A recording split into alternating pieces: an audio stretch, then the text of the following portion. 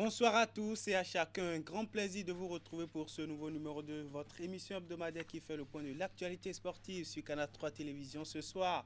Sur Canal Sport, les sélections nationales du Bénin sont en vedette. Au niveau des messieurs, les Guépins entament tout doucement leur marche vers la grande messe du football continental qui se tiendra au royaume chérifien à moins de 50 jours du rendez-vous marocain. C'est le moment de commencer par avoir des certitudes dans le rang des Guépards du Bénin en vue de mettre en place une équipe compétitive. Et quelle meilleure occasion que la trêve de ce mois de novembre 2025 pour commencer par faire le tri. Dans 72 heures, Gernot Rohr va dévoiler sa liste pour le regroupement de la sélection nationale pour aller affronter le 18 novembre prochain le Burkina Faso en amical international. Le moment pour lui de faire appel à toutes les forces possibles, dont certaines nouvelles têtes qu'il va observer de plus près au sein de son dispositif. Sur le tableau féminin, il faut dire que la première qualification des Amazones du Bénin à la Coupe d'Afrique des Nations féminines devra encore attendre un peu. Les filles du sélectionneur Abdoulaye Ouzerou ne seront pas au Maroc en 2026 pour la prochaine édition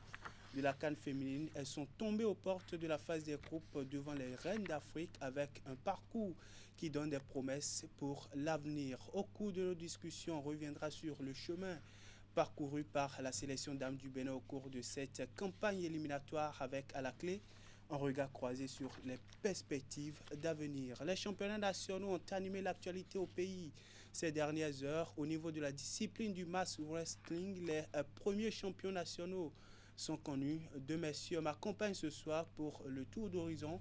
Deux visages auxquels vous êtes désormais habitués. Prosper Vondi encore, à ma gauche, journaliste sportif à Cap FM. Prosper, bonsoir. Bonsoir Candide et bonsoir aux téléspectateurs de Canal 3 Bénin. En face de vous, Kevin Bion da Silva. Kevin, bonsoir. Bonsoir Candide et bonsoir à tous. On ouvre le tour d'horizon sportif par le factuel et c'est à travers notre rubrique Fil Info.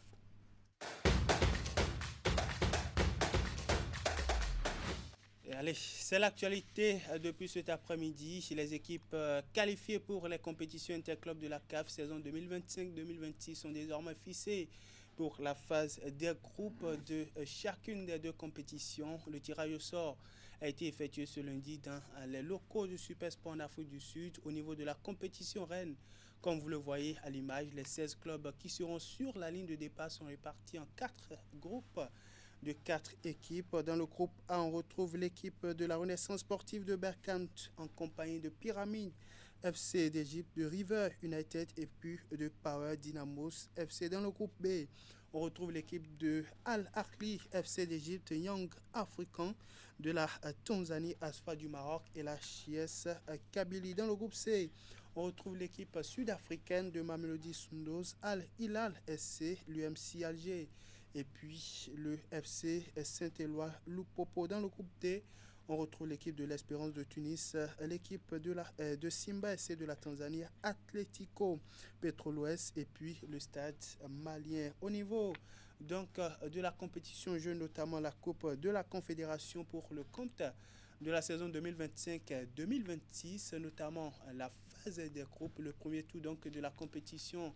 Les 16 clubs qualifiés pour la compétition sont aussi répartis en 4 groupes de 4 équipes. Dans le groupe A, on retrouve l'équipe de l'USM Alger qui est en compagnie de Djoliba AC de Bamako, Olympique Club de Safi et puis bien entendu l'équipe du FC San Pedro qui a sorti Coton Football Club, le club vice-champion en titre du Bénin aux portes de la phase des groupes. Dans le groupe B, on retrouve l'équipe de Wydad AC de Casablanca, AS Menyama Union, Azam FC, Nairobi United et puis la poule C est composée du CR Belouizdad, le Stellenbosch FC, l'AS Otoro et Singida Black Star. Dans le groupe D, pour finir, on retrouve l'équipe de Zamalek SC d'Égypte, l'équipe d'Al Masri SC, Kaiser Chief FC et puis Zesco United. Prosper, les clubs qui vont disputer la phase des groupes des deux compétitions interclubs de la CAF sont désormais fixés. Oui, sans surprise parce que les meilleurs sont là, les pays dans lesquels il se fait un championnat de bonne facture. Ces pays, ces clubs sont là. Vous avez l'Égypte, vous avez le Maroc, vous avez la Tanzanie, vous avez l'Algérie, À la limite, dans l'Afrique de l'Ouest, vous avez la Côte d'Ivoire, vous avez le Mali. Ce sont des championnats qui ont pris un peu de volume ces derniers temps. Donc, c'est une leçon pour ces championnats qui ne se sont pas encore professionnalisés. Si vous voulez faire les grandes compétitions, si vous voulez être présent sur le continent, il faut forcément trouver la formule de renforcer son championnat, de faire en sorte que les clubs puissent avoir du volume, les clubs puissent avoir du pesant quand ils doivent disputer les compétitions. Vous voyez la Tanzanie, ça fait un moment que ce pays attire les grands noms, les talents du continent dans son championnat. Un pays qui est représenté voilà, cette année par 4. 4 formations, c'est énorme. Je pense que la Tanzanie est en train de rejoindre le cercle fermé des pays du Maghreb qui ont l'habitude de nous offrir ces performances-là en matière de représentation. Le Maroc, l'Égypte, avec les clubs traditionnels, l'Égypte, Wydad, USM Alger, la GS Kabylie, Renaissance Berkane, ces clubs du Maghreb. Donc la Tanzanie est en train de rejoindre le cercle fermé. Et c'est tout ce qu'on peut demander à un pays qui est en train d'animer un championnat. Il faut professionnaliser les choses, il faut donner de la valeur au championnat local. Il faut faire en sorte que les clubs puissent commencer par se professionnaliser. Ce n'est que ça qui peut donner de la valeur à ces formations quand il faut disputer les compétitions continentales. Donc bravo à ces pays, notamment la Tanzanie. Moi, je pense que la Tanzanie est une école. La Tanzanie donne des leçons aux autres pays du continent africain. Je ne sais pas comment ça se passe à l'interne, mais ce que nous voyons, les résultats que ça donne, c'est impressionnant. Surtout, bien entendu. Allez, qu'est-ce qui s'est passé ce week-end au niveau du championnat national de football?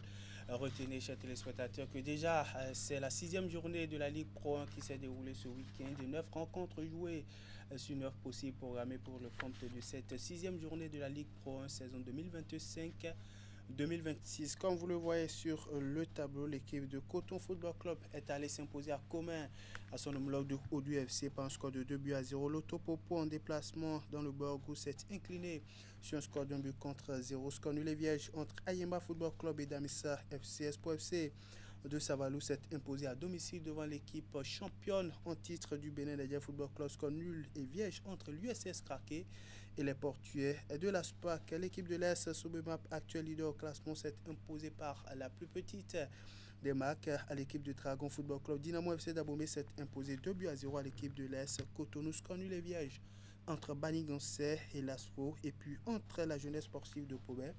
L'équipe de l'US Cavalier au classement, c'est l'équipe de l'AS Sobema qui domine les débats avec 16 points au compteur, un goal différentiel de plus 9, 16 points plus 8 pour l'équipe des Buffles du Borgou qui vient en deuxième position avec bien entendu un goal différentiel de moins que l'équipe de l'AS Sobema. Plotopopo vient en troisième position avec 11 points plus 4, 11 plus 3 pour l'équipe de Damissa et celle de Coton Football Club qui vient respectivement 4e et 5e position. Alspac est 6e, Dynamo FC d'Abomey 7e, Dragon Football Club 8e, et puis la Soura Boys loge à la 9e position sur ce classement. Kevin Bionda Sivales, Soubemap et les Buffs du Borgou qui continuent le série sans faute après 6 journées. C'est une très bonne nouvelle pour ces deux équipes parce qu'après c'est le début du championnat et déjà quand on regarde un peu plus le jeu et tout ce qui sont en train de produire, c'est tout bénéfice pour ces deux équipes là. Après la question c'est de savoir si est-ce qu'elles vont pouvoir quand même perdurer et rester un peu plus sur cette même lancée tout au long du championnat. C'est une interrogation. Maintenant, cette équipe, c'est vrai, c'est le début du championnat, il y a encore beaucoup de rencontres à jouer. Donc il va falloir très vite se concentrer, ne pas vouloir rapidement laisser la main. Parce qu'il y a d'autres équipes qui sont un peu plus derrière, qui viennent. La grosse surprise, c'est la GFC qui ne convainc pas pour l'instant et qui tâtonne, le champion du Bénin. Pourquoi, on ne sait pas. Les joueurs ne sont pas concentrés. Non. Après, quand on se réfère un peu plus aux conditions des joueurs, vous savez très bien ce qui se passe là-bas. Et quand on n'a pas de bonnes conditions, pas forcément une opportunité de très bien jouer. Tout à l'heure, quand Prosper parlait de Tanzanie et tout, c'est qu'il y a toute une discipline derrière. C'est tout un travail qui a été fait. Et je pense que dans nos championnats aujourd'hui, il fallait qu'on puisse faire ce travail là. Une équipe qui est championne et qui, pour le début du championnat aujourd'hui, pour cette saison, n'est pas à même quand même de pouvoir un peu plus confirmer sa suprématie, un peu plus pour les premiers matchs. C'est quand même dommage. Donc je pense que rien n'est encore joué. C'est vrai qu'il y a encore beaucoup de journées à venir, mais il va falloir très vite se relever pour ne pas se faire surprendre déjà dans les journées à venir. C'est ça. Prosper, l'autre club, sinon l'autre spectacle qui attire les attentions, c'est le renouveau des Buffs du Borgo sous les Hubert Renfort. 6 matchs joués, 5 victoires et un nul, 0 défaite. Oui, c'est tout le mal qu'on peut souhaiter à cette formation qui connaît, que ça a beaucoup tâtonné la saison. Qui connaît le haut niveau. C'est quand même un club plusieurs fois champion du Bénin. À un moment donné, ils ont connu une période assez difficile, raison de moyens. Et ça passe d'une main à une autre jusqu'à ce que certains ont dû lâcher le club pour aller en créer d'autres. À Beyi, ce sont les caciques de Buff qui sont allés se réfugier là-bas. C'est vrai que chacun est libre, hein. Nous sommes dans un pays de libre association, on ne va pas accuser X ou Y. Mais les Buffles ont dû traverser une période aussi noire que ça, faute de moyens. Après, il y a l'étape de CNCB, et puis maintenant c'est Sirat. Vivement que ça puisse durer dans le temps, parce que c'est aussi l'autre problème des clubs du Bénin. Il n'y a pas de constance dans la gestion. Quand on est fatigué, on lâche. Et puis ça tombe dans les airs, quelqu'un vient prendre après, la vie continue. Donc, nos clubs n'ont pas fait dans la constance. Si vous prenez les clubs que vous citiez tout à l'heure, qui ont pu faire une bonne place sur le continent, qui ont pu se trouver une place sur le continent, on vous dira que c'est de la constance. Ce n'est pas hier que les gens se sont levés. Quand vous êtes champion en titre et qu'en 6 journées vous avez 2 points, c'est que vous ne faites pas peur à personne. Personne n'a peur de vous. Donc ce n'est pas un champion ça. Quand vous êtes champion en titre, tout le monde doit avoir peur. Mais la gestion à l'interne, ça déteint sur les performances sur le terrain. Malheureusement. Donc il va falloir apprendre à faire club au Bénin, à faire la gestion du club au Bénin pour que nous puissions faire dans la durée. Si vous prenez l'Autopopo aujourd'hui, les résultats qui sont obtenus, c'est parce que depuis bientôt 5 ans, depuis 2019, je crois 2020, on a fait dans la constance. C'est la même structure, c'est moins de problèmes. Quand vous prenez Coton, c'est le même groupe qui a dirigé, il n'y a pas de division, il n'y a pas de session et ça avance. Donc, même chose pour ces clubs-là qui ont pu avoir une structure à la tête, comme Aspac par exemple. La SOBEMA. Voilà, c'est vrai que les résultats n'ont pas suivi à des endroits donnés, mais si vous faites dans la constance, vous devez être sûr que vous allez avoir des résultats plus tard. Si ça passe d'une main à une autre, et ça change de main, on ne sait plus où on va, là c'est difficile d'avoir des résultats. Donc les Buffs, bravo à Sirat et bravo à l'équipe qui dirige actuellement. Je suis convaincu que si ça dure dans le temps, on aura pourquoi pas de bons résultats plus tard. Sirat Sport, la société sportive donc, du club du Septentrion. Allez, on va passer à une autre actualité maintenant. Le Bénin sera dans les tout prochains jours le carrefour du football féminin ouest africain. L'UFOAB va débarquer à Cotonou, au Bénin pour tenir l'édition 2025 de la Coupe de l'UFOAB des filles. Un tournoi dont le coup d'envoi était initialement prévu pour être donné le 3 novembre 2025, mais qui va finalement se tenir le 7 novembre prochain à Porto Novo, ici au Bénin. Ceci avec la participation du Bénin, pays hôte, du Nigeria et du Ghana. Ceci suite au désistement des autres pays de la Ligue de l'UFOAB, entre autres le Burkina Faso, le Togo et le Niger. Et en prélude à cette deuxième édition de la Coupe des Nations UFOAB U20 Dames, les Amazones du Bénin sont en regroupement depuis samedi à Misrété. Elles sont au total 24 joueuses convoquées par le sélectionneur Abdoulaye Ouzérou pour préparer cette compétition qui pointe à l'horizon et que le Bénin aura l'honneur d'abriter. Et bien entendu, parmi celles-ci, on retrouve essentiellement les joueuses qui ont disputé en septembre dernier le deuxième tour des éliminatoires de la Coupe du Monde féminine des moins de 20 ans, où le Bénin a sorti la Guinée pour se hisser donc au troisième et avant-dernier tour. Allez, on va changer de discipline maintenant. Bonne nouvelle pour le Bénin qui abrite désormais une académie de handball internationale dénommée Académie Nantes, HBC Nantes. Elle découle du partenariat solide qui existe entre la Fédération béninoise du handball et le club français, le HBC Nantes. Elle a été officiellement lancée vendredi dernier au siège de la Fédération béninoise du handball à Cotonou. Voici la précision. Les jeunes handballeurs béninois auront désormais une formation structurée avec des perspectives internationales d'avenir. Le partenariat entre la Fédération béninoise de handball et le HBC Nantes en vient à la concrétisation d'un projet historique pour le rayonnement du handball béninois. La naissance d'une académie de formation d'excellence, la première structure de ce type en Afrique subsaharienne. Former, c'est transmettre un héritage et c'est révéler un potentiel et construire l'avenir, et c'est vraiment ce qu'on a envie de faire. On a envie de s'inscrire dans la durée et envie d'amener toute la compétence du HBC Nantes sur les terres béninoises et de finalement développer le même projet que celui qu'on développe pour les jeunes nantais ici au Bénin. Et on a de belles choses à écrire. On va essayer d'être dans le concret très rapidement, et la venue de Ludo en est un bel exemple. Donc voilà. La naissance de l'Académie du HBC Nantes au Bénin intervient après 3 années de collaboration, marquées entre autres d'échanges de formation et de participation à des compétitions. Le projet s'inscrit dans la dynamique de développement voulue par la Fédération béninoise du handball avec le soutien du ministère des Sports. Le but est de garantir l'intégration et la réussite des jeunes talents béninois grâce au modèle de formation du HBC Nantes avec une formation sportive de haut niveau et un cursus scolaire complet. Le projet de l'Académie de Nantes n'aura pas un accompagnement de la Fédération béninoise de handball, parce qu'il faut qu'on utilise les bons mots. La Fédération béninoise de handball fait partie du projet, parce qu'on accompagne un projet dans lequel on n'est pas partie prenante. Nous sommes entièrement partie prenante. Nous, en tant que personnes morales, Fédération béninoise de handball, nous, en tant que personnes physiques, chacun des membres du comité exécutif de la Fédération béninoise de handball. Donc aussi les défis à relever d'efforts, d'ardeur et de présence pour faire exploser ce projet que nous sommes en train de mettre en place. Nous allons marchander aucun effort pour que cette expérience marque l'histoire. L'histoire pas que pour le Bénin, mais du sport africain. Une expérience historique pour le sport béninois. La vision est claire et pleine de promesses pour l'avenir des jeunes talents béninois qui auront à bénéficier d'une formation sportive et éducative structurée en vue du rayonnement du handball béninois. Cette académie, notamment dénommée le HBC Nantes, du HBC Nantes au Bénin, est structurée de telle manière qu'il aura une formation sportive pour élever le niveau technique et tactique, une formation éducative pour favoriser la réussite globale des jeunes et une formation des cadres pour renforcer les compétences locales, sans oublier les échanges internationaux pour ouvrir des perspectives professionnelles.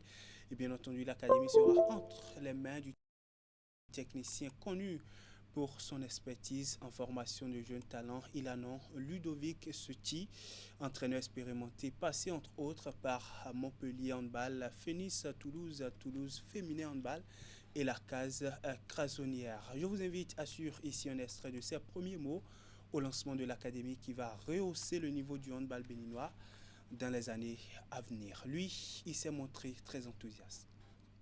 J'ai beaucoup suivi ce qu'il faisait depuis quelques années dans le développement, et je me retrouve ici parce que le HBC Nantes a monté un projet qui, moi, me tient vraiment à cœur, qui me parle beaucoup, parce qu'en fait, c'est l'amour de plein de choses qui fait que je sois là. C'est l'amour de l'Afrique, de par mes origines, l'amour de mon sport de prédilection, l'amour aussi du sport de très haut niveau qui est représenté par le HBC Nantes.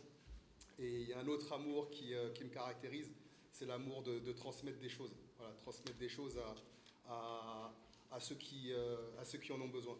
Donc aujourd'hui, il y a une concrétisation qui se fait, et c'est moi qui est l'élu. Donc je remercie le HBC Nantes de me faire confiance, et aussi la Fédération béninoise de handball, et ainsi que le ministère des Sports qui nous accompagne. Maintenant, moi je suis là pour développer le handball chez nos jeunes joueurs dans tout le territoire béninois. Donc ça soit du côté de Candy en passant par Parakou, en allant par Djogou, ou bien Lokossa, bien entendu Cotonou ici, mais aussi on va penser à Porto Novo. Donc c'est vraiment dans tout le territoire béninois que mes compétences vont servir dans le développement de tous et de toutes. Après, les actions elles vont commencer à prendre forme très rapidement. Il y a une première étape qui va être beaucoup être sur l'analyse, le diagnostic de la situation au sein du territoire. Et puis, comme le dit si bien mon président et Rock, c'est que moi je suis quelqu'un de terrain. Donc oui, c'est bien, on parle, on met les choses en place, mais voilà, je suis vraiment friand d'être sur le terrain, de voir tous les acteurs, tous ces jeunes et de participer à leur bien-être, à leur développement en tant bien que citoyen, mais aussi en tant que sportif. Allez, un homme qui s'impatiente d'être sur le terrain et d'apporter son expertise aux jeunes talents béninois. On change de registre à présent, fin du projet Avoba. Au Bénin, la fondation Avoba Handball Volley Basket a bouclé le 24 octobre dernier le module de formation à l'intention des dirigeants, une session de 3 jours tenue à Cotonou et qui a permis de renforcer les compétences des participants venus des fédérations béninoises de handball, volleyball et basketball. Elle a été marquée de tables rondes et sur justement le sport scolaire et la féminisation du sport avec la participation des autorités du ministère des Sports et de la directrice de l'AFD, sans oublier les responsables des fédérations respectives inclus dans ce projet. Plus de 2 ans déjà que le projet Avoba ne cesse d'impacter le sport béninois, particulièrement les fédérations de handball, volleyball et basketball à travers les formations des acteurs et l'appui en matériel. Un programme de formation sportive et de développement social de la Fondation Avoba, soutenu par l'ambassade de France et l'AFD. Mis en œuvre au Bénin comme dans 5 autres pays du continent, ce projet vise la valorisation du sport au Bénin à tous les niveaux. On a la chance aujourd'hui donc de bénéficier de ce programme Avoba qui, pour moi, représente l'esprit d'équipe. Quand on parle de basketball, quand on parle de volleyball, quand on parle de handball, c'est le genre de sport où tu n'es pas seul pour gagner, mais on gagne ensemble. Et je pense que c'est l'esprit qui est représenté aujourd'hui. Je remercie vraiment sincèrement le ministère des Sports pour la qualité du dialogue, ainsi que les 3 fédérations qui se sont mobilisées pour ce programme. Et j'ai le plaisir de terminer par une bonne nouvelle, en vous annonçant que grâce au programme Avoba, ce ne sont pas moins de 4500 ballons aux standards internationalement homologués qui seront livrés au Bénin au début de l'année 2026. Dans le cadre de ce projet, les dirigeants sont désormais mieux outillés sur la pratique du sport en milieu scolaire et la féminisation du secteur du sport. Ils ont eu droit à un module de formation de 3 jours, meublé de tables rondes, de plaidoyer et d'engagement qui fait suite au renforcement de capacités des entraîneurs. Un accent particulier a été mis sur la complémentarité qui existe entre le handball, le volleyball et le basketball à travers une projection vidéo. Les différents échanges et formations que nous avons eus durant toutes les périodes ont permis d'améliorer nos méthodes, de nous connaître et d'améliorer nos méthodes de travail. Évidemment, dans le sens des bonnes pratiques et que nous pourrions désormais adapter au contexte particulièrement béninois pour améliorer la gouvernance, améliorer la formation des jeunes et le développement des talents. Je voudrais nous remercier pour tout le travail qui a été fait jusque-là et nous encourager pour la suite. Parce que quelqu'un l'a si bien dit, la suite va être un peu plus dure que ça. Parce que pour ceux-là qui ont eu le mérite et la chance d'avoir participé à un certain nombre de panels de formation, le plus dur, c'est de la restitution à tous les niveaux. Mais c'est à travers cela que le Bénin va être un pays révélé en sport d'ici quelques années. Les différents panels ont permis aux bénéficiaires de mieux s'enquérir sur les avancées enregistrées au niveau du volet de la féminisation, ainsi que le travail déjà abattu, les résultats obtenus et les acquis au niveau du volet sport scolaire. Allez, on va s'intéresser maintenant au plateau de discussion, tout juste derrière cette transition.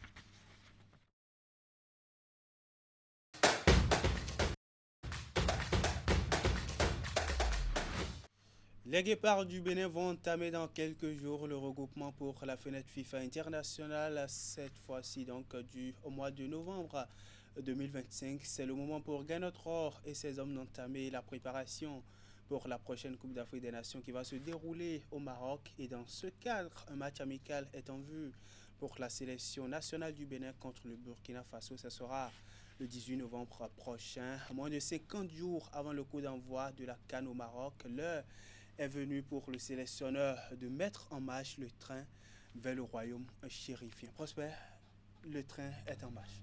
Oui, à 50 jours du coup d'envoi d'une compétition comme la CAN, il faut se mettre au travail. Il faut rapidement se lever. Il faut commencer par préparer la compétition. C'est vrai qu'on parle de la CAN, les meilleurs pays africains seront au rendez-vous. On avait déjà eu goût d'une participation. C'était en 2019, on a franchi la phase de groupe, on est allé jusqu'en quart de finale avant d'être éliminé. Donc on voudrait rééditer un exploit pareil. Je pense qu'on ne s'est pas levé tard quand on commence par préparer une compétition comme ça à plus d'un mois. Je pense que ça peut faire rêver. Maintenant, il reste qui il faut mettre dans le groupe parce qu'on va à la CAN. Ce n'est plus une campagne éliminatoire, ce n'est plus des matchs amicaux. On va maintenant à la CAN. Il faut vraiment trouver des hommes qu'il faut adapter au projet pour que nous puissions faire un peu mieux. On est à une Coupe d'Afrique des Nations à 24 pays. Si on n'arrive pas à franchir le premier tour, je pense qu'avec la campagne que nous avons eu à faire, c'est vrai, ça n'a pas été facile. Avec la campagne, le mondial, tout ça qu'on a eu à faire, avec l'effectif que nous avons aujourd'hui, je pense qu'on peut rêver de franchir le premier tour et ça passe par une bonne préparation. Donc le temps qu'on se lève déjà, c'est énorme. Maintenant, qu'est-ce qu'il faut mettre dans le programme, qu'est-ce qu'il faut mettre dans l'agenda de préparation, la question va se poser aussi. Quels sont les hommes qui feront l'aventure pour que nous puissions aller loin? La question se pose aussi. Beaucoup vont dire non, il ne faut pas laisser ceux qui ont fait la campagne éliminatoire. Nous sommes en train de parler d'une sélection nationale. On n'est pas en train de parler d'un club. Une sélection nationale, c'est tout un pays. Et quand on doit retenir quelqu'un, la personne doit être le meilleur du moment. La forme du moment compte. Ce n'est pas encore le débat. On attend de voir la liste qui va sortir. Mais je crois déjà qu'on s'est levé déjà un peu tôt. Il reste maintenant à mettre les hommes qu'il faut dans les positions qu'il faut pour que nous puissions faire une bonne participation à la CAN. C'est ça. Kevin, pour aller loin, il faut ménager sa monture, dit-on. Les Guépards qui vont entamer le regroupement le 10 novembre prochain. Ça sera le dernier regroupement avant le rendez-vous marocain, avant la préparation pour le rendez-vous du Maroc. Pour vous, comment est-ce que le Bénin doit-il préparer cette Coupe d'Afrique des Nations? Déjà à compter de cette trêve internationale. Oui, c'est déjà de commencer à être très bien concentré et être très bien concentré déjà passe par ce match-là, amical-là, où déjà Gagnor va pouvoir essayer quand même de tester un peu plus son groupe avec les effectifs, donc les joueurs qui sont un peu plus à sa disposition. Moi, je pense que c'est le moment même idéal pour évaluer un peu plus tout le travail qui a été fait un peu plus dans les mois derniers. Parce qu'aujourd'hui, quand on parle de la CAN, c'est une compétition officielle et c'est pas les moindres quand même la sur le grande messe du football continental. Donc aujourd'hui, je pense qu'il n'y aura plus forcément à dire j'ai essayé ceci, ça n'a pas marché, ceci n'a pas marché. Aujourd'hui, Gagnor pourra quand même essayer de pouvoir prendre une décision. Quitte à ce que cette décision-là marche ou pas, il sera même aussi d'endosser les responsabilités. Pourquoi? Parce que longtemps, il a eu la chance de pouvoir tester les joueurs. Il a eu la chance de pouvoir tester les automatismes. Il a eu la chance de pouvoir essayer d'apporter un peu plus de son expertise et de son expérience un peu plus à l'endroit de cette équipe-là nationale que nous avons. Donc aujourd'hui, une grande responsabilité déjà pour Gagnor, mais une autre grande responsabilité également pour les joueurs. Il y a déjà le capitaine Simoune qui donne le ton avec le son là. Bon, après, si ça peut aussi aider, c'est tout peut concourir quand même pour essayer quand même d'évoluer. Mais plus sérieux, je pense que un bon capitaine, il a à charge un peu plus tout un effectif derrière et donc se doit également de pouvoir galvaniser le discours, donc leur permettre également de pouvoir aussi participer à cette compétition. L'expérience va compter déjà pour les joueurs qui ont eu déjà la chance de participer à cette compétition.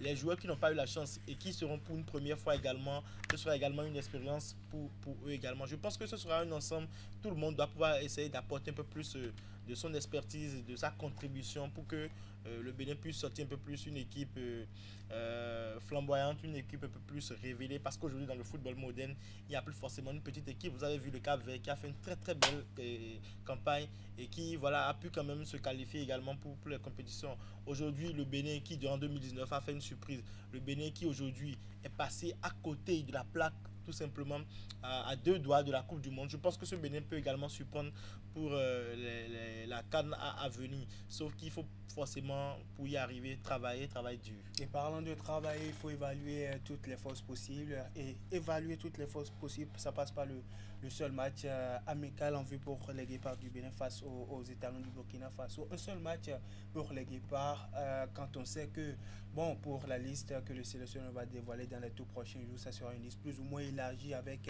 de nouvelles têtes et même des joueurs locaux qui seront peut-être dans la danse. Un seul match, est suffisant?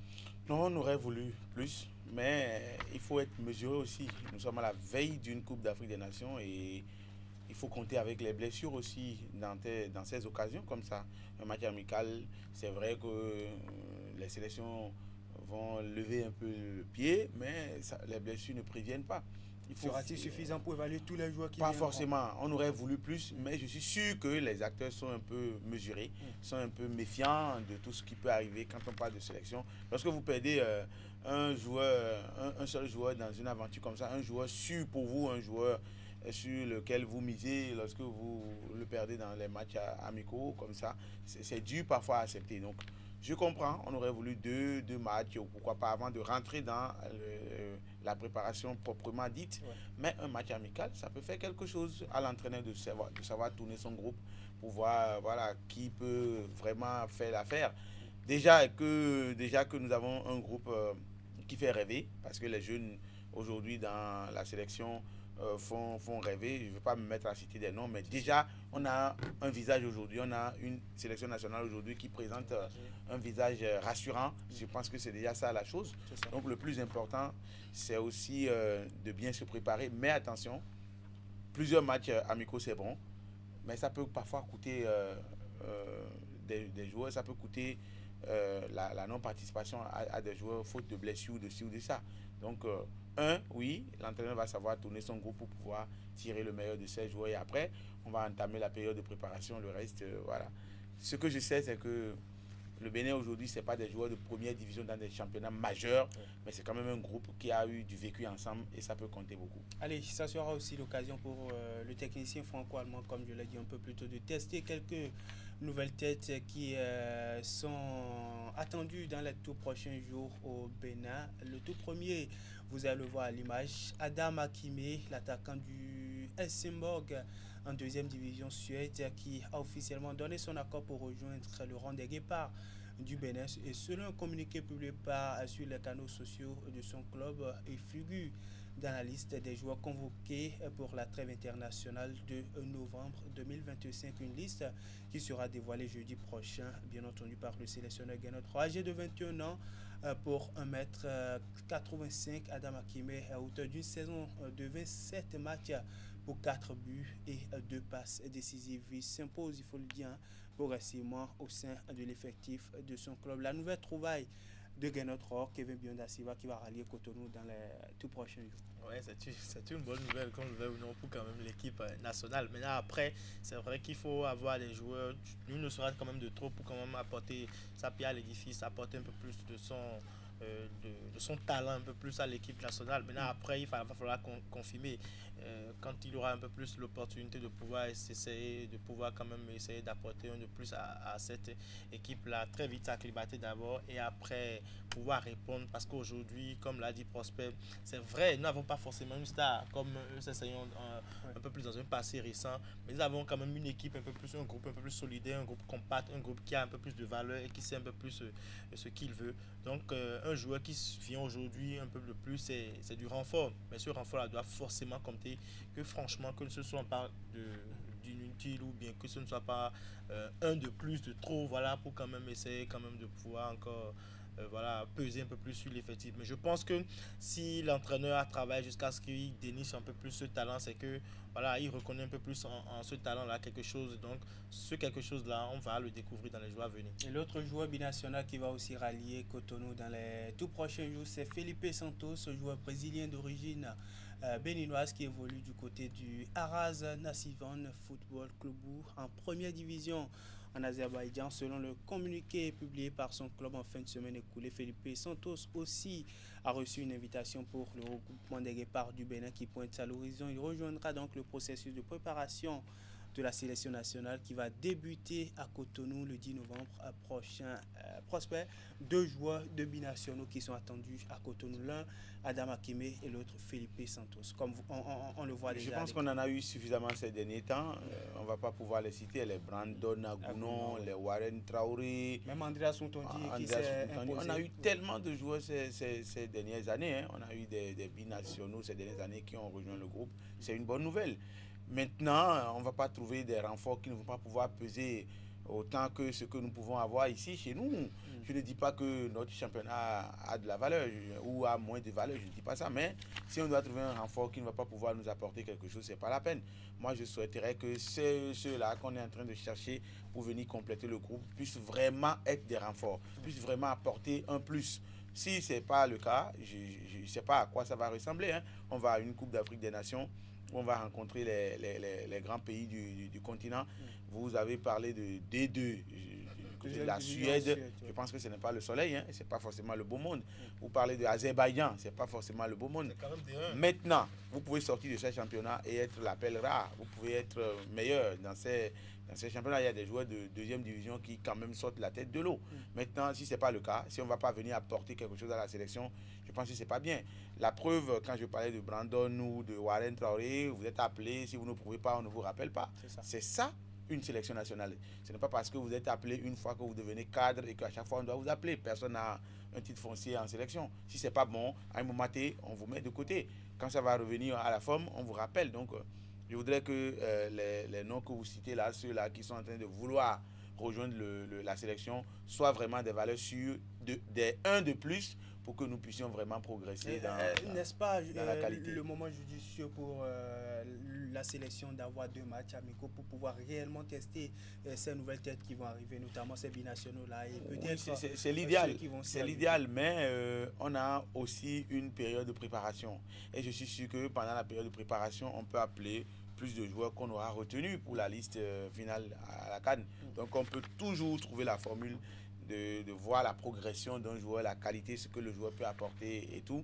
Certes, on aurait voulu les avoir un peu plus tôt, pourquoi pas, lors de la campagne des éliminatoires du mondial, pour savoir ce qu'ils ont dans les tibias. Mais si ce n'est pas le cas et c'est maintenant qu'on les a eus, mais il ne faudrait pas qu'on collectionne les pièces à la veille de la CAN parce qu'on veut aller loin. Il ne faudrait pas qu'on collectionne les pieds et qu'après on n'aura pas de résultats. Il faut être concentré aussi. Hein. Tous ceux qui veulent venir ne doivent pas être les bienvenus à la veille d'une CAN forcément. Il y a du temps pour venir en sélection. Vous parlez d'un joueur de 21 ans, c'est pas trop tard s'il ne va pas à la CAN. Je pense qu'on est à la veille de la CAN. Il faut faire très attention aussi à tout ce qu'on convoque à tout va pour que ça ne compromette pas aussi l'état du groupe. Parce que nous parlons tout à l'heure d'une cohésion qui existe déjà. Nous parlons d'un groupe compact déjà parce les joueurs ont déjà fait une bonne période ensemble qu'on ne continue pas de collectionner pour aussi perturber l'état du groupe aussi. C'est aussi quelque chose à prendre en compte. C'est ça. Genotro qui va dévoiler sa liste officielle jeudi prochain. Kevin Biondasiva, voyez-vous le technicien franco-allemand dévoiler une liste plutôt élargie avec pratiquement de nouvelles têtes possibles au-delà de celles-là qu'on vient de citer, Felipe, Akime. Je ne pense pas. Je pense que ceci va rester fidèle à lui-même avec les effectifs qu'on connaît. Maintenant, après, s'il doit y avoir des surprises, ce sera certainement les 2 dont on vient de parler. Comme l'a dit Prosper tout à l'heure, l'idéal serait de pouvoir un peu plus miser sur ceux-là qui sont à même de pouvoir apporter à l'équipe. C'est vrai qu'ils vont venir et tout, mais ça va dépendre également de l'intégration. C'est le coach et tout son staff qui doivent quand même juger un peu plus de qui doit jouer, de qui ne doit pas jouer. Ils peuvent venir et ne pas forcément jouer tout au long de la CAN, ne pas forcément être titulaires. Ils peuvent même être titulaires. Tout dépend un peu plus de l'intégration, de ce qu'ils apportent un peu plus à l'équipe. Donc je pense que Gaillard va rester un peu plus fidèle à lui-même avec les joueurs qu'on connaît un peu plus habituellement. Des surprises, je ne sais pas s'il y en aura, je ne pense pas forcément. Mais après, je pense que s'il y a forcément des surprises en équipe, ce seraient ceux-là qui sont un peu plus, qui ont donné un peu plus leur quitus, leur carte blanche pour pouvoir venir porter haut et l'étendard du Bénin. C'est ça, beaucoup de choses à dire. Il ne faut pas aussi faire venir pour venir. Hein. Il faut savoir les compartiments qu'il faut combler. C'est pas parce que On a trouvé des joueurs qu'il faut les amener et remplir le groupe. On connaît nos faiblesses. Oui, on connaît nos faiblesses. On sait qu'il y a des compartiments où on a besoin de renforcer.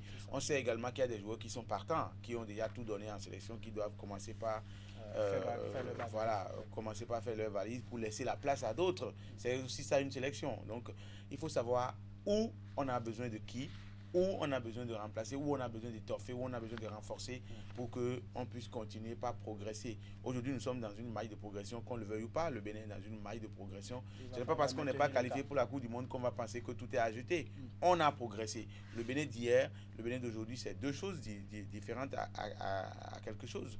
Aujourd'hui, on a un groupe de jeunes qui, à quelques limites près, on peut compter sur ces jeunes pendant encore des années. Donc, tout ça réuni, il faut savoir où il faut trouver des pièces à remplacer, où il faut combler et ne pas faire venir, ne pas cumuler des joueurs dans les mêmes conditions, dans les mêmes qualités. Il ne faut pas trouver des joueurs de même profil à tout moment pour venir en sélection et ne pas avoir des résultats. Il y a beaucoup de choses à dire sur le sujet. En tout cas, on ne reviendra pas ici chaque lundi jusqu'à ce que le coup d'envoi de la Coupe d'Afrique des Nations soit donné pour faire le point justement des différentes étapes de la préparation des Guépards du Bénin pour le rendez-vous de Maroc, le rendez-vous du Royaume chérifien. Allez, sans transition, on change de sujet. Les Amazones du Bénin ne seront pas à la prochaine édition de la Coupe d'Afrique des Nations féminines au Maroc en 2026. Au second tour des éliminatoires de la compétition, les filles du sélectionneur Abdoulaye Kouzero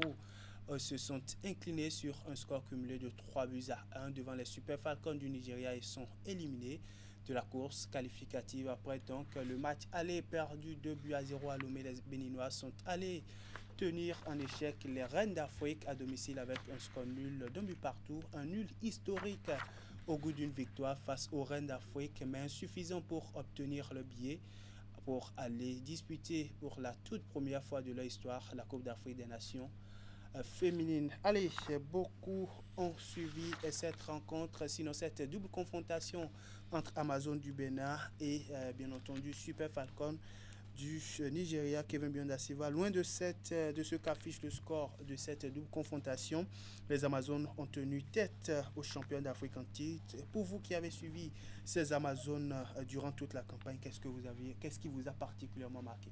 Je pense qu'une note positive en général pour ce qui est de la copie présentée. Je vois en elle des joueuses qui ont soif quand même de pouvoir un peu plus apporter à leur nation. Je vois en elle des joueuses qui sont concentrées et qui savent un peu plus ce qu'elles veulent. Je vois en elle également des joueuses qui gardent un peu plus encore le mental un peu plus assez fort pour quand même essayer quand même d'évoluer dans les jours à venir. Aujourd'hui, c'est vrai qu'elles n'ont pas pu essayer vraiment d'arracher la qualification, mais avant de pouvoir un peu plus poursuivre, il faut également tirer un peu plus chapeau à tout ce que le staff a fait avec Abdoulaye Kouzero et le duo Abdoulaye Kouzero Adam Adika. Exactement, parce que c'est quand même un peu plus à le mérite de prendre une équipe comme ça et de pouvoir essayer quand même d'avoir un discours un peu plus cohérent, d'essayer de manager un peu plus les filles pour qu'elles aient plus produit de bons résultats. Regardez, une équipe que vous croisez face à quelle équipe? Le Nigeria, qui n'est pas une petite équipe en termes de football. Et aujourd'hui, ces filles-là qui sont un peu plus allées faire douter ce Nigeria là même à domicile, donc chez elles au Nigeria, c'est pas quand même rien. Il va falloir un peu plus apprendre de ces erreurs, tirer le son un peu plus positif de tout ce qui s'est passé, en même temps le son négatif de tout ce qui n'était pas bien passé et de revenir avec un peu plus un mental un peu plus fort et haut. Et quand on a un peu plus titillé le Nigeria, quand on a gâché la fête au Nigeria, bien que le Nigeria soit qualifié, je pense que c'est tout bénéfice pour cette équipe, ça rentre dans les stades. Je pense que dans les années à venir, l'équipe là pourra essayer quand même un peu plus de pouvoir encore aller de l'avant. Et on l'a dit au début de l'émission, et Prosper l'a rappelé, vous l'avez également rappelé, la fédération a sorti un communiqué et l'a rappelé. Ceci également, c'est de la constance, c'est la bonne organisation du championnat, c'est la discipline au sein du groupe, c'est les moyens qu'il faut mettre un peu plus à la disposition des différentes équipes. Donc c'est beaucoup de choses. Je pense que le groupe étant ainsi, il pourra un peu plus aller loin, tout en mettant de la discipline, tout en travaillant dur et tout en ayant surtout encore le mental, parce que dans le football également, il faut un mental, et c'est ce mental-là qui a permis à cette équipe-là de pouvoir arracher le nul, tout simplement. Bravo aux filles, aux Amazones. Et bonne chance pour la suite. Prosper, tout au long de la campagne, les Amazones ont disputé 4 matchs, il faut le dire, pour 2 victoires, 1 nul et une défaite. La défaite à Lomé, 2-0 face aux Super Falcons du Nigeria. Elles ont sorti la Sierra Leone, les Sierra Leonaises au premier tour de cette campagne des éliminatoires, mais tombent à un pas du Maroc. Quand on prend déjà, grâce à la réalisation, on va voir les images, quand on voit les Amazones debout aux côtés des Reines d'Afrique, il n'y a pas photo, hein, mais pourtant au match retour, on a vu un scénario où on a dit que ce sont deux équipes qui tirent justement les ficelles depuis un bon bout de temps. Oui, un scénario surtout qui promet que l'avenir de la sélection de jeunes joueuses. De jeunes joueuses, l'avenir promet. J'ai vu une équipe béninoise, il y a des assurances dans le groupe, il faut avoir le courage de le dire. Je ne veux pas faire des jaloux et des jalouses, sinon j'allais citer des noms. Il y a des assurances dans le groupe. Et au-delà de ces assurances, c'est tout un visage qui a été dessiné pendant toute la campagne. Je vois des joueuses béninoises, c'est toute une fierté, qu'on le veuille ou pas. Hein. On a des jeunes, on a des joueuses qui ont vraiment progressé avec le temps. Depuis 2019, j'ai les Milkhat Sadikou, les Magritte Ahwassou, les Martine Ressano, les Sourakatou, qui ont effectué les catégories d'âge, qui sont passés par des catégories d'âge depuis 2019. Évidemment. Vous regardez aujourd'hui leur progression, c'est toute une fierté. Donc, ce n'est pas, tout n'est pas à jeter parce qu'on n'est pas qualifié pour la CAN. Non, on a progressé. Ça, il faut avoir le courage de dire que la sélection béninoise, avec des Amazones aujourd'hui, on a un visage. Moi, je suis fier de ce que les filles ont produit. Je suis fier de l'implication du gouvernement, notamment du ministère des Sports, dans les résultats que nous avons aujourd'hui. Et je veux vivement demander qu'on ne baisse pas les bras, parce que là, on a une assurance. On aura les résultats très prochainement. Le travail doit continuer, Absolument. mais dans quel sens précisément? Oui, il faut continuer par encadrer les filles. Il ne faut pas leur faire prendre la tête. Non, pas du tout. Il faut continuer par travailler. Il n'y a que le travail qui fait progresser quand on parle du football. Donc, il faut continuer à travailler. Organiser des regroupements de temps en temps, parce que nous n'allons pas tout le temps attendre les campagnes pour faire jouer les filles. Il faut organiser de temps en temps des regroupements. Et je suis convaincu que les autorités savent ce qu'il faut faire pour que nous puissions progresser. On a vu les résultats après le stage offert aux Amazones. Absolument, au Maroc. Voilà. Donc, il faut de temps en temps organiser des regroupements, leur permettre de jouer face à des équipes plus solides, comme par exemple le Ghana au niveau de l'Afrique de l'Ouest. Le Ghana, le Nigeria, on sait que c'est de 2 à 3 crans au-dessus. Ici, il faut dire des choses comme ça. Maintenant, le Ghana, la Côte d'Ivoire, le Burkina Faso, ce sont des pays autour de nous qui ont un niveau dans la chose. Donc, de temps en temps, des regroupements pour leur permettre de prendre un peu du volume. Je pense que ça fera du bien au cours de nos campagnes. Au cours de nos campagnes, Kevin Bionda Silva des Amazones qui sont en pleine progression. Mais que faut-il faire pour que le travail puisse continuer? Il faut continuer sur cette lancée. Le piège, c'est de ne pas très vite se laisser emporter par l'euphorie, parce que nous sommes au Bénin, on connaît très vite dominé par l'émotion, parce on sait que voilà, on a quand même, je crois, quand même essayer quand même de pouvoir un peu plus aborder d'autres rencontres un peu plus.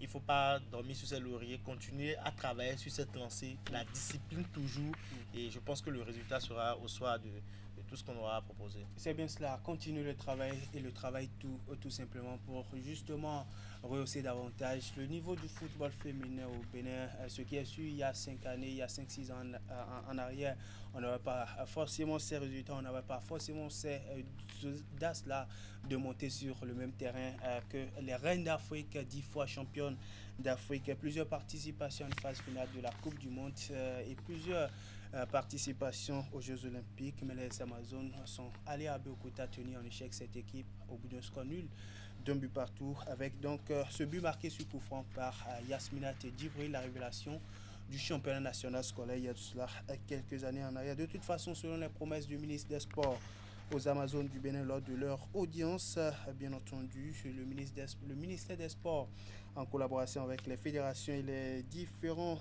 acteurs, entendent davantage s'impliquer justement dans le transfert de nos joueuses et joueurs en vue donc bien entendu vers les championnats beaucoup plus compétitifs, ceci qui sera relatif du développement et du rayonnement de notre chère discipline, de nos différentes sélections nationales. Allez, on va changer de registre à présent et surtout de rubrique. Merci messieurs, restez avec nous. Bien entendu, ce week-end, on a assisté à la phase finale du championnat national de mass wrestling 2025. Il faut dire que la compétition s'est déroulée à Cotonou sous l'égide de la fédération béninoise qui chapeaute cette discipline au Bénin, une fédération mise sur les fonds baptismaux il y a cela quelques mois en arrière. Elle a réuni les meilleurs athlètes issus des championnats de zone, hommes et femmes. Se sont disputés les titres nationaux dans une ambiance survoltée où force physique, technique et mentale d'acier ont fait la différence. Voici le point. Voici un nouveau sport dans lequel le Bénin sera bientôt représenté à l'international. Le mass wrestling, un sport de combat ancestral sans contact, originaire du nord-est de la Russie. Dans la pratique, c'est un test de force, d'agilité et de technique qui oppose deux athlètes assis face à face, leurs pieds reposant contre une planche de séparation verticale et saisissant chacun de son côté le bâton de bois cylindrique. Pour gagner, il faut simplement arracher le bâton des mains de l'adversaire ou le tirer de son côté de la planche.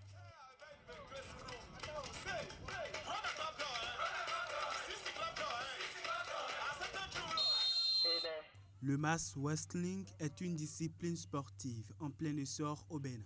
La jeune Nabilat, habillée en orange et rouge, l'a découvert cette année et en a fait son sport favori. Après seulement quelques mois, la jeune athlète s'impose déjà comme l'une des pratiquantes espoirs du sport mass wrestling. Au cours de chaque compétition, elle réussit à captiver les attentions de par sa technique imposante de victoire face à ses adversaires. C'est parce que ça m'a... Comme j'ai entendu le premier jour, je voulais essayer, mais j'ai vu que peut-être ça peut me donner quelque chose après demain. Tout comme Nabilat, ils sont nombreux ces jeunes béninois à manifester leur intérêt pour cette discipline, ce qui permet à la Fédération béninoise de mass wrestling d'enregistrer de plus en plus de pratiquants et surtout de performances. Au cours de la phase finale du championnat national, les athlètes venus de divers horizons ont offert du spectacle au public. Au-delà de la force musculaire, ils ont combiné rapidité de réaction, technique et bon équilibre. En combat individuel dans la catégorie des 60 kg, Nabilat Koutani s'offre la première place. Souleymane Seibou et Bassitou Imou remportent l'or dans les catégories des 75 et 90 kg.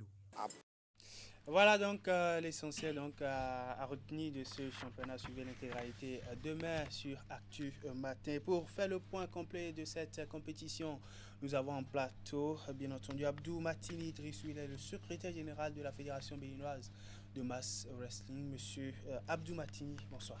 Oui, bonsoir. Merci de venir par ici. D'abord, pour commencer, expliquez-nous comment est-ce que le mass wrestling est arrivé au Bénin. D'abord, le mass wrestling, nous vous remercions d'abord pour toute l'attention que vous nous avez accordée depuis le début de nos activités, toujours dans le cadre du développement du mass wrestling. Parce qu'il faut retenir que le mass wrestling, c'est un jeu que nous pratiquons traditionnellement ici depuis le bas âge, mais jusque la Russie a eu la chance de moderniser ce sport. Parce que tous ceux qui ont eu à aller sur les bancs du Bénin et avant les années 2015 ont connu cela. Parce qu'au bas âge, qu'est-ce que nous on disait? On se colle les pieds au sol, on reste assis et puis on se donne les mains comme ceci. On a dit celui qui arrive à lever son prochain gagne le jeu. Donc c'est ça, et les Russes ont réfléchi et ils ont constaté qu'en utilisant les doigts, on peut déboîter les doigts. Vous voyez, donc il y a d'autres qui laissent aussi des ongles, il peut aussi blesser l'adversaire. C'est dans ce cadre et ils ont pensé et puis ils ont juste donné le mot mass wrestling. Donc c'est le mot mass wrestling qui est un peu étrange pour les gens, sinon il faut dire, le mass, vous allez constater que c'est écrit en deux volets, et le premier c'est MAS, qui veut dire le mass, c'est juste le petit bâton dont vous voyez les athlètes garder, et le wrestling comme le mot anglais, wrestling ça veut dire en français la lutte. Dans le mass wrestling, c'est un jeu qui se pratique entre deux athlètes, ils restent face à face, les pieds collés à une planche. Et l'objectif, c'est de pouvoir déstabiliser l'adversaire pour pouvoir le tirer vers son propre camp. Parce que vous allez constater que dans la délimitation, il y a la couleur bleue et la couleur rouge. Ça veut dire l'athlète qui est au niveau de la couleur rouge cherche à envoyer l'autre athlète de la couleur bleue dans son camp. Et quand l'athlète de la couleur bleue se retrouve dans le camp de l'athlète qui est en couleur rouge, là, ça veut dire que cet athlète gagne le combat. Le combat, évidemment, vous avez récemment entamé une tournée nationale de vulgarisation du mass wrestling au Bénin, à commencer par les différentes formations à l'endroit des différents acteurs. Au-delà de ça, les championnats de zone qui ont précédé la phase finale du championnat national déroulé ce week-end. Au cours de ce championnat, quelles ont été vos satisfactions?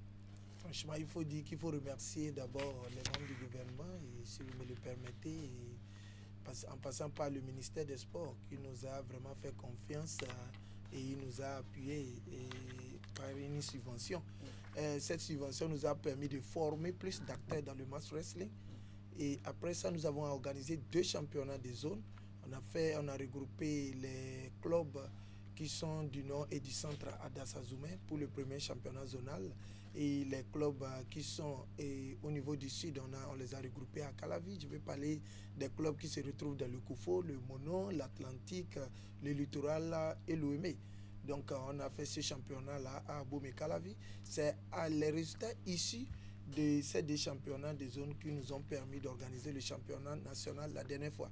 Mais on était satisfaits parce que l'enseignement qui a été donné lors de la formation, nous avons vu ça, les athlètes ont mis ça en pratique. Mais comme le disent certaines personnes, comme nous sommes dans le sport, il faut toujours avoir plus de perfection. Voilà pourquoi nous allons continuer toujours la lutte dans le cadre de mieux développer le sport de mass wrestling. La lutte qui est justement une composante de votre discipline. Quel a été le niveau technique de la compétition et quelles sont aujourd'hui vos perspectives après ce championnat national? Oui, il faut dire déjà que nous sommes déjà en contact avec des pays d'Afrique qui acceptent à faire des démonstrations avec nous avant la participation au championnat mondial de mass wrestling, parce qu'il faut dire chez nous, on connaît des championnats du monde. Et chaque année, il y a un championnat du monde au niveau de la Fédération internationale de mass wrestling. Donc actuellement, après nos démonstrations avec ces 2 pays, nous allons participer à la compétition mondiale de 2026 qui aura lieu dans le pays de la Russie ou la Kyrgyzstan. Évidemment. Allez, monsieur Abdou Matini Idrissou, un mot, on est pressé par le temps, un mot pour finir rapidement cet entretien. D'abord, il faut remercier tous ceux qui nous écoutent et les informer que le mass wrestling, c'est un jeu très facile. Et je profite de l'occasion pour demander à tous ceux qui nous suivent de bien vouloir envoyer les enfants pour la pratique du mass wrestling. Il est vrai que c'est un sport physique, ça nécessite beaucoup de force, beaucoup d'agilité. Il faut dire comme tout autre sport, il faut travailler, il faut être un peu endurant et ça va passer. Parce que d'abord le mass wrestling c'est un tout nouveau jeu et nous le faisons. Donc ça veut dire qu'il n'y a rien d'étrange, juste que le bâton est venu, le mass est venu moderniser la chose. Donc c'est notre sport. Donc montrons aussi au risque que nous pouvons le développer plus et là, pourquoi pas ne pas être le siège de la CAF, de la Confédération africaine de mass wrestling. Parce qu'il faut d'abord remercier, c'est pourquoi j'ai remercié le gouvernement, parce que le Bénin est le seul pays d'Afrique qui a la Fédération béninoise de mass wrestling. Les autres pays, oui, qui dispose d'une fédération et qui fait les activités où le plan international même nous a félicités. Parce qu'ils ont vu que les autres participent en tant qu'association, mais nous, on s'est mis d'accord parce qu'il y a eu 10 clubs de mass wrestling. Les 10 clubs couvrent 10 départements du Bénin. Vous voyez, sur les 12, on a 10 clubs. Vous voyez, notre objectif, c'est qu'avant les prochains championnats en 2026, qu'on puisse avoir presque 2 clubs au niveau de chaque département. Ça veut dire, nous sommes sûrs, parce que nous sommes en train de travailler, et nous devons prouver au gouvernement qu'en nous faisant confiance, nous devons leur démontrer aussi que nous sommes prêts et que le mass wrestling, dans un temps record, va parler du Bénin sur le plan international. On l'espère vivement. En tout cas, pour nous qui n'avons pas une masse musculaire beaucoup plus consistante, on ne se voit pas forcément au niveau de votre discipline. En tout cas, on aura le temps de s'y mettre. Allez, c'est ici qu'on va garer le bus ce soir. Ça sera tout pour aujourd'hui. Un plaisir pour nous de vous tenir compagnie chaque lundi soir pendant 52 bonnes minutes à partager l'actualité sportive derrière les caméras et sur les boutons. Augustin Vidécon, Francis Kokou et Jules Ethio, sans oublier Clément Bouillon. Retrouvez toute l'équipe lundi prochain dès qu'il va sonner 21h. Bonsoir chez vous.